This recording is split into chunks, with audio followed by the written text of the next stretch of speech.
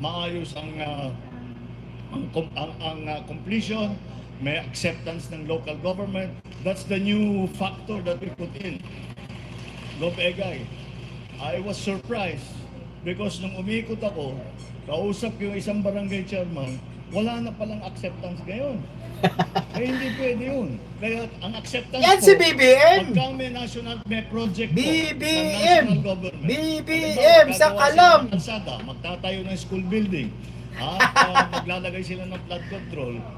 Nung governor po ako, hindi po pwedeng sabihin completed. Yung project na Diba mga kababayan, kung hindi dahil kay BBM, hindi ito maisisiwalat lahat mga kababayan ko. Diba? Panahon pa pala ni Tatay Digong ang dami ng mga ghost project, no? At marami palang mga nakurakot yung mga kontraktor. Nako, panahon pa ni Tatay Digong yan Marvin panahon ni PBBM, isiniwalat ang lahat. Ganyan ang presidente. Ang problema, tinanggal yun noong nakaraang ilang taon. I don't know what year they removed that, pero nagulat ako kasi napaka-importante yan na meron kang clearance sa barangay chairman, may clearance ka sa mayor, may clearance ka sa probinsya. Dahil yun ang paraan namin sa local government para tiyakin na yung mga project ay magandang pagkagawa at tama at hindi naman nagmahal ng masyado. Kaya po, ibabalik po natin. Yan, Gov. Lahat ng LGU ngayon, mula ngayon, ay ibabalik natin ang proseso ng pag-accept ng local government executive. So, sa 255 billion po na naging savings natin sa DPWH dahil tinanggal na po natin yung mga malabong project na hindi mukhang isiniwalat na ni BBM.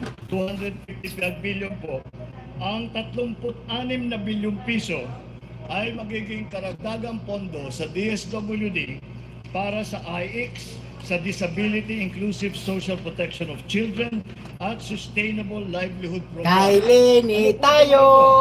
Alam naman po ninyo, pagka nagka-problema, nagka-bagyo, ito yung po yung linalabas po natin para tumulong po sa mga naging biktima. Hoy, si Lenny bilib na bilib kay BBM, di ba? Sinusuportahan niyan si BBM, si Lenny Robredo. Diba? Yan ang Vice President na hindi kurakot. Napakaganda po nito. Diba? Lenny Robredo tayo ay pinupuntahan po ng DSWD yan at tinutulungan sila para makapag-graduate na sila sa 4P. Meron na silang sariling negosyo, meron na sila, maayos na ang kanilang pagpakain sa kanilang pamilya. Naaway mo ata ako, Marvin, wag mo ako awayin. Ito pong social livelihood program, Sustainable Livelihood Program, para po ito, turuan sila kung ano man ang gusto nilang pasukin na yung maliit na negosyo, kahit na ano. Tutulungan po ng DSWD. Napakaganda po ng programang yan. Kaya dinagdagan po natin lahat-lahat yung tatlong programa yan ng 35.91. Nako po, BBM lang talaga 20 years daw. Nako po. Nako, mag-iiyakan lalo yan mga kababayan. Ma'am Corazon, shoutout 20 years daw Marvin. Baka 20 years daw maupo si BBM. Nako, yari. Iyak kayo ngayon. Anti-DDS ako. Yun Good PM boss. Papa Bin TV, shoutout. Tropa kong si Pulongis. Tropang supporters kay boss at PBBM supporters loyalists. Shoutout Unang-una, paramihin ang school room. Number 1. Pangalawa, na yung gamit ng teacher natin, ng mga bata, ay kumpleto naman.